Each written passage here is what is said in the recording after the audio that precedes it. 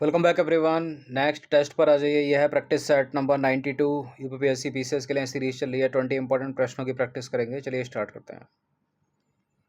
Question number 1 है यहाँ पर एशियाटिक चीता, एशियाई चीता के संदर्भ में सही कथन है। दो हैं यहाँ पर। देखिए, वर्तमान में एशियाई चीता केवल ईरान में पाए जाते हैं और भारत प्रोजेक्ट चीता के तहत भारतीय वनों में एशियाई चीतों के पुनर्वास की योजना बना रहा है। बिल्कुल, वर्तमान में एशियाई चीता केवल ईरान में ही पाए जाते हैं। पहला वाला स्टेटमेंट सही है। और प्रोजेक्ट चीता जैसा कोई भी प्रोजेक्ट नहीं चला रहा है भारत में। तो प्रोजेक्ट चीता कब का विलुप्त हो चुका है। ठीक है, पहला वाला ही केवल करेक्ट है, दूसरा वाला इनकरेक्ट है। एशियाई चीता यानी एशियाटिक चीता चीते की एक अत्यंत दुर्लभ उपप्रजाति है जो अब केवल ईरान के रेगिस्तानी इलाकों में भी जीवित बची है। इसे ईरानी चीता भी कहा जाता है। भारत में यह प्रजाति 1952 में आधिकारिक रूप से विलुप्त हो चुकी है, एक्सटिंक्ट हो चुकी है। ठीक है, तो दूसरा वाला कथन गलत है। इन सभी टेस्ट की आप फुल टेस्ट सीरीज से जोड़ सकते हैं। ठीक है, full test series PDF format में मिलेगी। एक छोटा सा अमाउंट है, यही नंबर है यूपीआई आईडी पर और व्हाट्सएप पर भी। क्वेश्चन नंबर 2 पर आ जाइए। जीएसटी काउंसिल से रिलेटेड दो स्टेटमेंट है यहाँ पर। कौन सा इसमें सही होगा, जीएसटी काउंसिल या जीएसटी परिषद? क्या जीएसटी परिषद एक संवैधानिक निकाय है और इसकी अध्यक्षता भारत के प्रधानमंत्री द्वारा की जाती है क्या? देखिए, बिल्कुल जीएसटी परिषद एक संवैधानिक निकाय है, करेक्ट है पहला स्टेटमेंट। और इसकी अध्यक्षता भारत के वित्त मंत्री के द्वारा की जाती है, प्रधानमंत्री के द्वारा नहीं। तो केवल पहला ही वाला सही है यहाँ पर भी। जीएसटी परिषद यानी जीएसटी काउंसिल भारत में वस्तु एवं सेवा कर यानी जीएसटी के प्रबंधन और कार्यान्वयन के लिए जिम्मेदार एक संवैधानिक निकाय है। यह केंद्र और राज्यों के बीच समन्वय के लिए एक संयुक्त मंच के रूप में कार्य करता है या करती है और संविधान के अनुच्छेद 279A के तहत स्थापित है। अध्यक्षता की बात करें तो इसकी अध्यक्षता भारत के केंद्रीय मंत्री करते हैं, यानी वर्तमान में कर रही है निर्मला सीतारमण। काम क्या है जीएसटी काउंसिल का? कर दरों यानी टैक्स स्लैब, छूटों, नए नियमों और जीएसटी से संबंधित विवादों पर सिफारिशें करना। नेक्स्ट क्वेश्चन पर आ जाइए। ब्रिटिश भारत में सिविल सेवा, विशेषकर भारतीय सिविल सेवा के संदर्भ में सही कथन है, यानी Indian civil services. Lord Cornwallis को भारत में सिविल सेवा का जनक माना जाता है। सत्येंद्रनाथ टैगोर 1864 में पहले भारतीय बने जिन्होंने यह परीक्षा पास की। बिल्कुल ये ठीक हैं दोनों के दोनों कथन। सी है इसका आंसर। भारत में सिविल सेवा और पुलिस सेवा दोनों का जनक जो है वो लॉर्ड कॉर्नवालिस ही है। तो इसका आंसर हो जाएगा ऑप्शन नंबर सी, 1 और 2 दोनों। देखिए, लॉर्ड कॉर्नवालिस को भारत में सिविल सेवा का जनक माना जाता है जिन्होंने 1786 से 1793 के बीच प्रशासनिक सुधार किए। सत्येंद्रनाथ टैगोर 1864 में पहले भारतीय बने जिन्होंने ये परीक्षा पास की।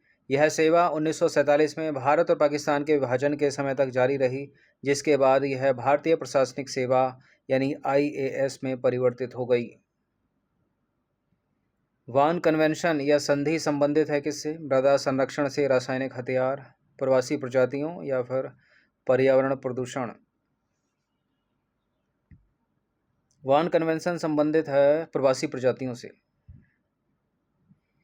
वान कन्वेंशन, जिसे प्रवासी प्रजातियों के संरक्षण पर कन्वेंशन के रूप में जाना जाता है, संयुक्त राष्ट्र पर्यावरण कार्यक्रम के तहत यानी यूएनईपी के तहत 1979 में हस्ताक्षरित एक अंतर्राष्ट्रीय संधि है जो 1983 से प्रभावी है।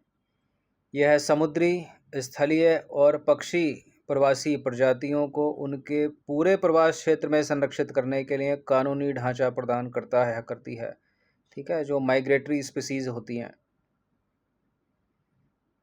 क्वेश्चन नंबर 5 है। स्वराज पार्टी के संदर्भ में निम्नलिखित कथनों पर विचार करेंगे। पहला कथन है, इसे भारत सरकार अधिनियम 1935 के बाद स्थापित किया गया। इसमें सीआर दास और मोतीलाल नेहरू शामिल थे। पार्टी के प्रयासों से नमक शुल्क में कमी आई और कपास पर उत्पाद शुल्क समाप्त किया गया। कौन सा सही है इसमें? स्वराज्य पार्टी 1935 के बाद की, थोड़ी 1923 की है, तो गलत है पहला वाला स्टेटमेंट। दूसरा वाला सही है, तीसरा वाला सही है। तो 2 और 3 सी है इसका आंसर। जहाँ जहाँ एक है वो नहीं होगा, सारे एलिमिनेट हो गए।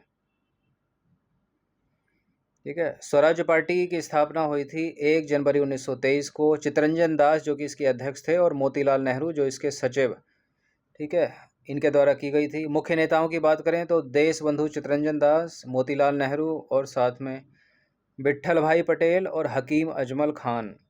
स्वराज्य पार्टी के प्रयासों से नमक शुल्क में कमी आई और कपास पर उत्पाद शुल्क समाप्त किया गया। तो पहले को छोड़कर दूसरा तीसरा सही है। क्वेश्चन नंबर 6 एक और प्रश्न है। ब्रिटिश भारत में सिविल सेवा के संदर्भ में निम्नलिखित कथनों पर विचार करेंगे। 1853 के चार्टर अधिनियम द्वारा भारतीय सिविल सेवा यानी ICS परीक्षा हेतु खुली प्रतियोगिता की शुरुआत हुई। भारत शासन अधिनियम 1919 द्वारा भारत में पहली बार सिविल सेवा परीक्षाओं के लिए अलग से भर्ती परीक्षा का प्रावधान किया गया। कौन सा सही है इसमें?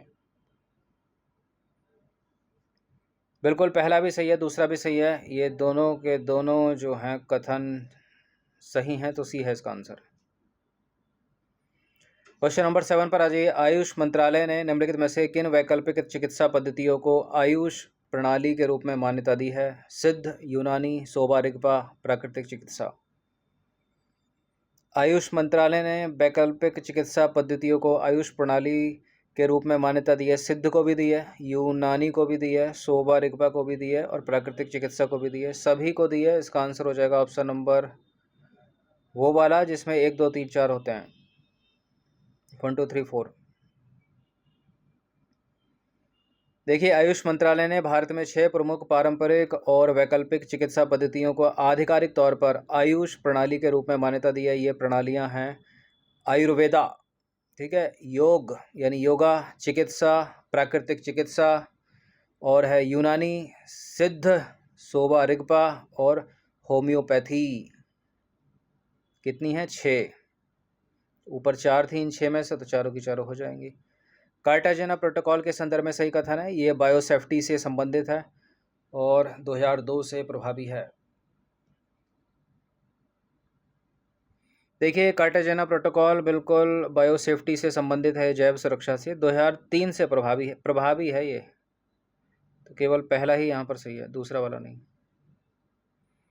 कार्टाजेना प्रोटोकॉल यानी कार्टाजेना प्रोटोकॉल ऑन बायोसेफ्टी आधुनिक जैव प्रौद्योगिकी से उत्पन्न जीवित संशोधित जीवों के सुरक्षित स्थानांतरण, हैंडलिंग और उपयोग सुनिश्चित करने के लिए एक अंतर्राष्ट्रीय समझौता है। यह जैव विविधता पर सम्मेलन का एक पूरक समझौता है जो 2003 से प्रभावी हुआ और इसका उद्देश्य जैव विविधता यानी बायोडाइवर्सिटी और मानव स्वास्थ्य की रक्षा करना है। तो 2002 नहीं, 2003 से प्रभावी है। और जैव विविधता अधिनियम भारत में 2002। क्वेश्चन नंबर 9 पर आ जाइए। 1813 के चार्टर अधिनियम के संबंध में निम्नलिखित कथनों पर विचार करेंगे। मोस्ट इंपॉर्टेंट है ये 1813 का चार्टर और बिल्कुल इसी से रिलेटेड कई बार प्रश्न बना है। स्टेटमेंट भी इसी के जैसे रहते हैं। चाय और चीन के साथ व्यापार को छोड़कर कंपनी के व्यापारिक एकाधिकार को समाप्त कर दिया गया।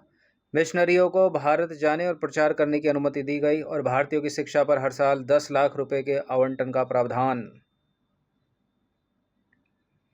देखिए, 1813 के चार्टर अधिनियम के प्रावधानों के तहत भारतीयों की शिक्षा पर हर साल 1 लाख रुपए खर्च करने की बात की गई थी और ये तुच्छ सी रकम भी अंग्रेजों से नहीं दी गई। 10 लाख रुपए तो बहुत दूर की बात है, गलत है। ठीक है, 1 लाख रुपए को हमेशा याद रखना। मिशनरियों को भारत जाने और प्रचार करने की अनुमति दी गई, ये भी ठीक है। चाय और चीन के साथ व्यापार को छोड़कर कंपनी के व्यापारिक एकाधिकार को समाप्त कर दिया गया, ये भी ठीक है। ठीक है, और सब कुछ समाप्त कर दिया गया था।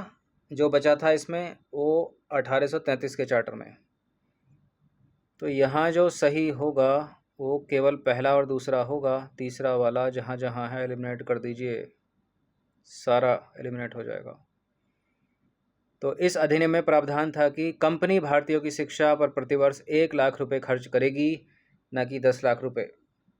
वो भी नहीं हुआ उससे। अगला प्रश्न ज्योग्राफी का है, वर्ल्ड ज्योग्राफी का। निम्नलिखित में से कौन सी नदी मकर रेखा को 2 बार काटती है?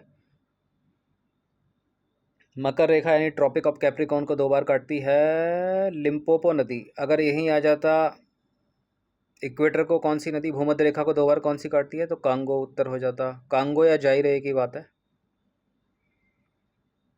मकर रेखा यानी ट्रॉपिक ऑफ कैप्रिकॉर्न को 2 बार काटने वाली नदी लिम्पोपो नदी है। यह अफ्रीका महाद्वीप में बहने वाली एक प्रमुख नदी है जो बोत्सवाना और दक्षिण अफ्रीका की सीमा के पास से निकलती है और मोजाम्बिक के रास्ते हिंद महासागर में गिरती है। ये है अपनी पृथ्वी। वी से एक रेखा खींच दी है 0 डिग्री, ठीक है। ऊपर का हो गया उत्तरी गोलार्ध, नीचे का हो गया दक्षिणी गोलार्ध। अभी दिखेगा, रुको। ऊपर का हो गया उत्तरी गोलार्ध, नीचे का हो गया दक्षिणी गोलार्ध। ये तो बीच वाली भूमध्य रेखा हो गई 0 डिग्री। अब ये दक्षिणी गोलार्ध में एक और रेखा है 23.5 डिग्री, दक्षिणी अक्षांश रेखा है ये। ऐसे ही उत्तरी गोलार्ध में एक और रेखा है, ये है 23.5 डिग्री उत्तरी अक्षांश रेखा। तो ये कर्क रेखा है, ये दक्षिणी गोलार्ध वाली मकर रेखा है, बीच वाली 0 डिग्री भूमध्य रेखा है। जिन जिन देशों से तीनों रेखाएं गुजरती हैं वो भी इंपॉर्टेंट प्रश्न बन जाता है, उसको भी याद रख लेना, ठीक है। कौन कौन सी नदियां इनको काट रही हैं वो भी इंपॉर्टेंट है। 11वां प्रश्न है, कावेरी की सहायक नदियों की पहचान कीजिए। इंद्रावती तो गोदावरी की बड़ी महत्वपूर्ण सहायक नदी है, तो इंद्रावती को हटा दीजिए सबसे पहले, जहाँ जहाँ 4 है वो नहीं होगा।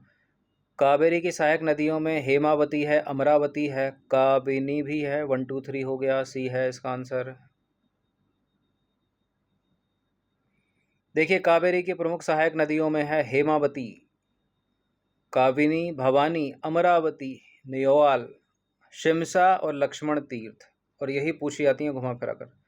ये नदियाँ कर्नाटक और तमिलनाडु में मुख्य रूप से बहती हैं और कावेरी के जल प्रवाह को बढ़ाती हैं, जो सिंचाई और पेयजल के लिए अत्यंत महत्वपूर्ण है।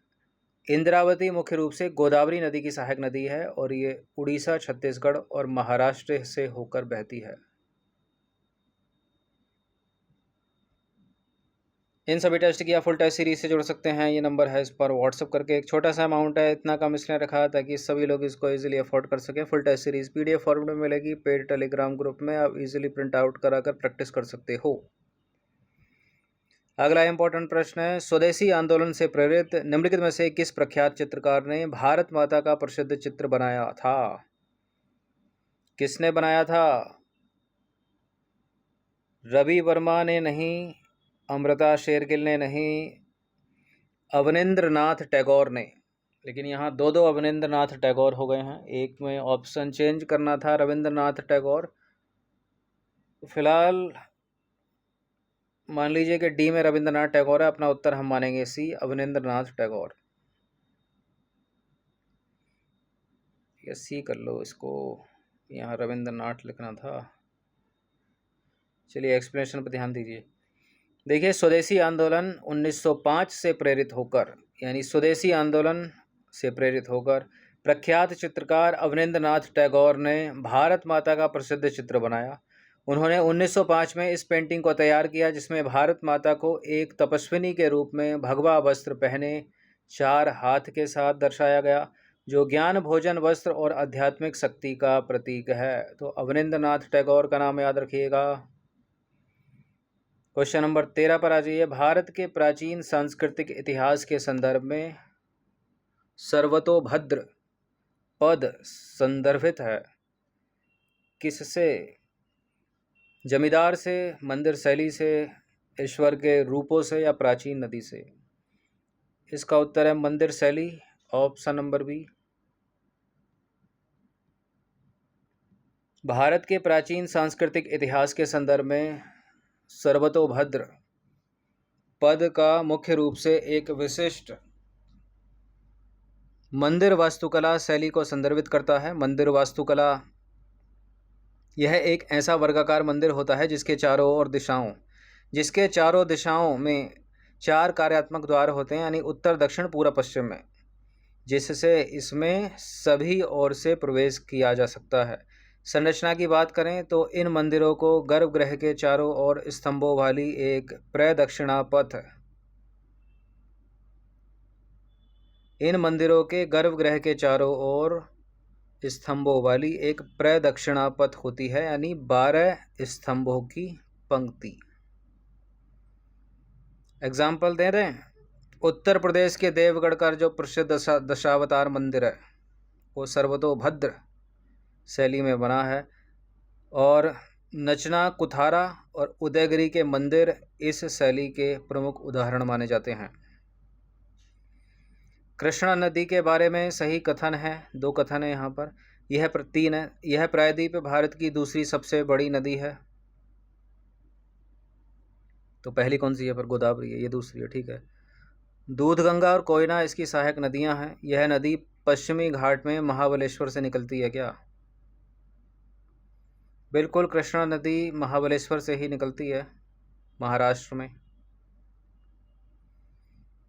देखिए, कृष्णा नदी प्रायद्वीप भारत की दूसरी सबसे बड़ी नदी, ठीक है। इसकी लंबाई है 1400 किलोमीटर, जो महाराष्ट्र में महाबलेश्वर से निकलकर महाराष्ट्र, कर्नाटक, तेलंगाना और आंध्र प्रदेश से बहते हुए बंगाल की खाड़ी में डेल्टा बनाती है।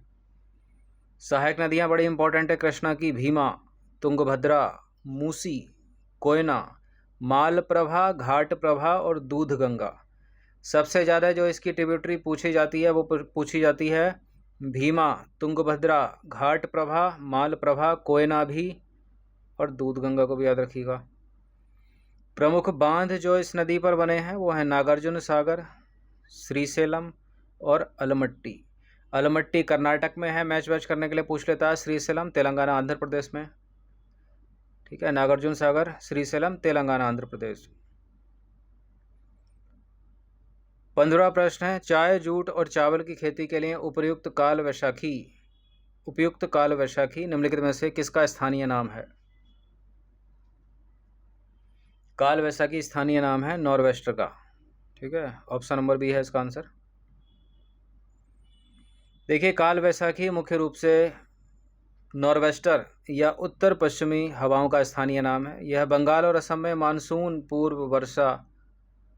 मानसून पूर्व आने वाले भयंकर तूफानों को कहा जाता है। ये गरज के साथ तेज हवाएं और भारी वर्षा लाते हैं, जो चाय, जूट और चावल यानी धान की खेती के लिए बहुत फ़ायदेमंद है या उपयोगी है। क्षेत्र की बात करें तो पश्चिम बंगाल, असम, उड़ीसा, बिहार और झारखंड यानी पूर्वी भारत कह लीजिए। समय मानसून पूर्व अप्रैल मई में। असम में इसका स्थानीय नाम है बोरदोईसिला, ठीक है। अब इसी से रिलेट करता हुआ एक और प्रश्न ये है, 4 स्टेटमेंट वाला। निम्नलिखित कथनों पर विचार करेंगे, ए, बी, सी, डी। ए में क्या है? आम्र वर्षा केरल व तटीय कर्नाटक में पूर्व मानसून बौछारें हैं। दूसरा है बी, फूलों वाली वर्षा यानी ब्लासम शावर से केरल व निकटवर्ती कहवा उत्पादक क्षेत्रों में कहवा के फूल खिलने लगते हैं। सी में काल वैशाखी, पश्चिम भारत में धूल भरी आंधियां हैं। असम में भयंकर और विनाशकारी वर्षायुक्त पवनों को बारदोली छीड़ा कहा जाता है। ये तो था ही ऊपर एक्सप्लेनेशन में, बारदोली छीड़ा, ठीक है। तो ये तो ठीक हो गया, डी वाला करेक्ट हो गया। ए भी करेक्ट हो गया, बी भी करेक्ट हो गया। अब काल वैशाखी पर हमने चर्चा की थी। देखिए, पश्चिम बंगाल था, उसमें असम था, झारखंड था। तो ये पूर्वी भारत में धूल भरी आंधियां हैं काल वैशाखी, ना कि पश्चिमी भारत में। तो अब ये जो सी वाला है, जहाँ जहाँ सी है वो गलत है, जहाँ जहाँ सी है वो नहीं होगा। इसका हो जाएगा ए, बी और डी, यानी ऑप्शन नंबर डी। देखिए, काल वैशाखी निश्चित रूप से बिजली, गरज, ओलावृष्टि और वर्षा के रूप में विनाश लाती हैं।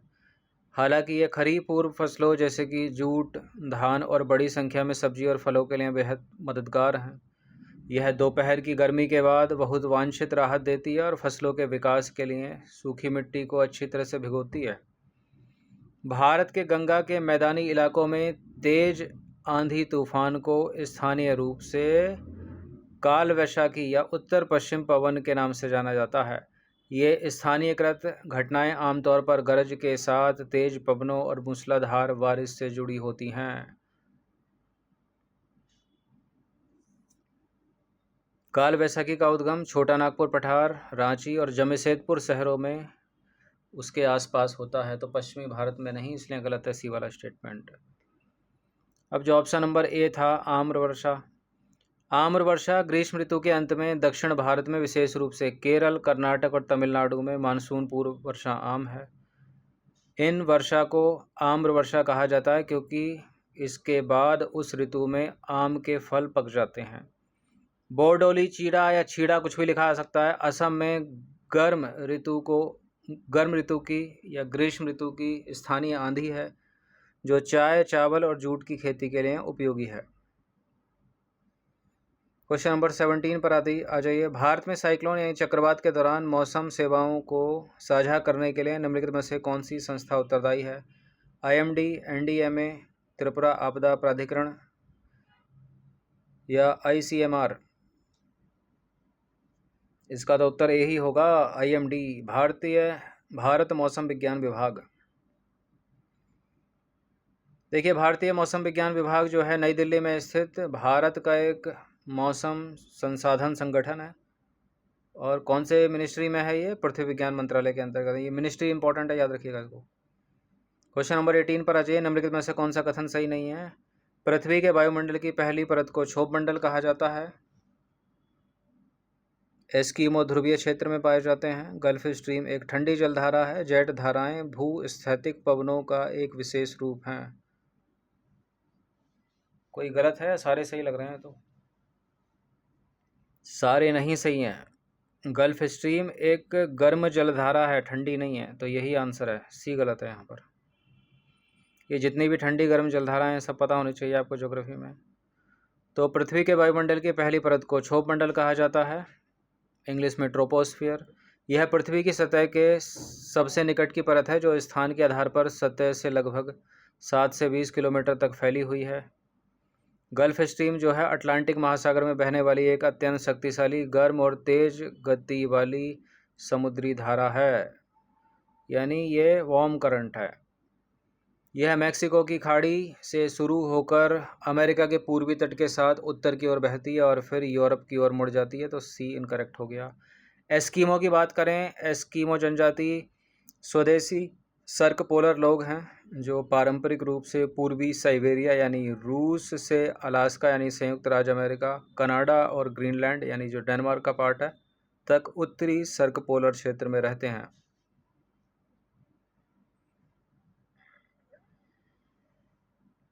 मैच वैच करने आ जाता है, एस्किमो के सामने कनाडा लिखा रहता है या नहीं लिखा रहता तो कनाडा से मैच कर जाता है। वो प्रीवियस ईयर का क्वेश्चन कई बार पूछा हुआ। जेट धाराओं की बात करें तो भू स्थैतिक पवनों का एक विशेष रूप है जो तेज बहने वाली संकरी वायु धाराएं हैं। ये तेज बहने वाली संकरी वायु धाराएं हैं जो पृथ्वी सहित कुछ ग्रहों के वायुमंडल में पाई जाती हैं।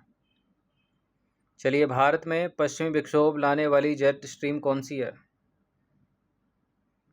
पश्चिमी विक्षोभ लाएगी तो पश्चिमी जेट स्ट्रीम ही होगी, वो बी है इसका आंसर। देखिए, भारत में पश्चिमी जेट स्ट्रीम भारत में विशेष रूप से सर्दियों के मौसम में पश्चिमी विक्षोभ यानी वेस्टर्न डिस्टर्बेंस बोलते हैं इनको इंग्लिश में, लाने के लिए जिम्मेदार हैं। पश्चिमी विक्षोभ भूमध्य सागर पर उत्पन्न होने वाली चक्रवाती मौसम प्रणालियां हैं जो पूर्व की ओर यात्रा करती हैं और भारतीय उपमहाद्वीप को प्रभावित करती हैं। ठीक है, भूमध्य सागर, मेडिटेरियन सी, इधर अगर वर्ल्ड मैप पर देखेंगे तो पूरब की ओर चलती हैं। ये भारत इधर ही है ना। ये विक्षोभ जो है मुख्य रूप से भारत के उत्तर पश्चिमी क्षेत्रों में, जब भारत यहाँ है तो इधर से आ रहे हैं तो ये उत्तर पश्चिमी वाले क्षेत्र को ही प्रभावित करेंगी, जिसमें पंजाब, हरियाणा, राजस्थान शामिल हैं। इनमें वर्षा लाते हैं। पश्चिमी विक्षोभ विशेष रूप से रबी की फसलों के लिए आवश्यक शीतकालीन वर्षा प्रदान करके कृषि गतिविधियों में योगदान करते हैं। इसका कुछ प्रभाव दिल्ली में भी दिखाई देता है सर्दियों में, जो बारिश पड़ती है तो वो वेस्टर्न डिस्टर्बेंस ही होता है। ठीक है, याद रखना। देखिए, पश्चिमी विक्षोभ से एक प्रश्न पूछा था, पश्चिमी विक्षोभ से बारिश हो रही है तो उत्तर पश्चिम में होगी भारत के। एक होता है कि लौटते हुए मानसून से बारिश होती है, वो तमिलनाडु में होगी। और दक्षिण पश्चिम मानसून से जो वर्षा होती है वो तो नॉर्मल वर्षा है। लू कहाँ नहीं चलेगी? पंजाब में चलेगी, राजस्थान में चलेगी, हरियाणा में चलेगी, गोवा में नहीं चलेगी क्योंकि अरब सागर के तट पर बसा है।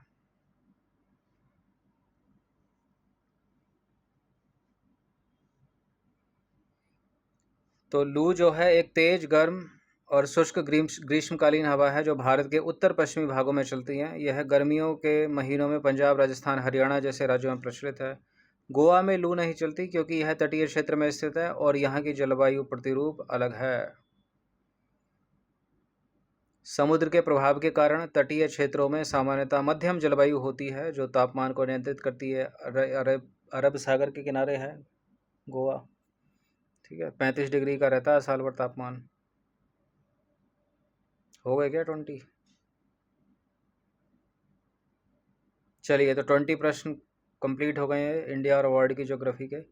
पिछले 3 टेस्ट में हमने अभी एक और टेस्ट आएगा 20 क्वेश्चन का, इसके बाद उसमें भी ज्योग्राफी के ही इंपॉर्टेंट प्रश्न हैं, तो लगभग 80 प्रश्न हम कवर कर लेंगे। ठीक है, हेल्पफुल होंगे आने वाले कॉम्पिटिटिव एग्जाम्स में, तो प्रैक्टिस करते रहिएगा। धन्यवाद।